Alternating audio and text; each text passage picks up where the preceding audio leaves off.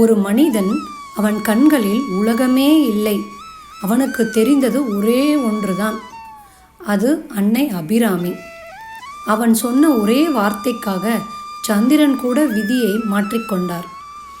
இது ஒரு கதை இல்லை, இது பக்தி. மரணத்தையே ஜெயிக்கும் என்று நிரூபித்த வரலாறு. அன்னை அபிராமி யார்? அன்னை அபிராமி அம்மன் ஒரு சாதாரண தேவதை இல்லை. அவள் பராசக்தியின் முழு வடிவம். லலிதா திரிபுர சுந்தரி அம்சம். அன்பு, சக்தி, ஞானம் மூன்றின் சங்கமம்.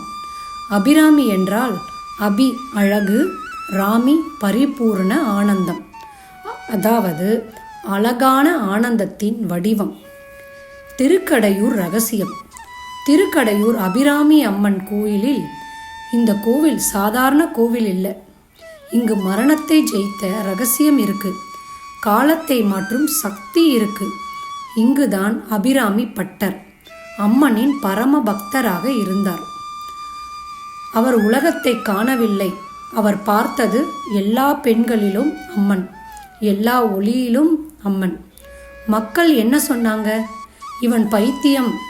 ஆனால் உண்மையில் அவன் உலகத்திலிருந்து வெளியே போய் அம்மன் உலகத்தில் இருந்தான்.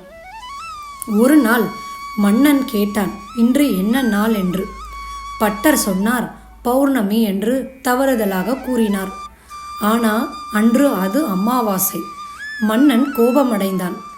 இவன் பொய் சொல்றான், தண்டனை கொடுக்க வேண்டும் என்று எண்ணினான்.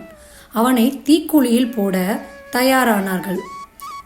அந்த நேரத்தில் பட்டர் பாட ஆரம்பித்தார். அபிராமி அந்தாதி. ஒவ்வொரு பாடலும் ஒரு கண்ணீர், ஒரு அழைப்பு, ஒரு அர்ப்பணிப்பு. 99வது பாடல் பாடும் பொழுது மரணம் நெருங்குது. அப்பொழுது அம்மன் என்ன பண்ணால் தெரியுமா? தன் காதணியை எடுத்தார், வானத்தில் வீசினாள்.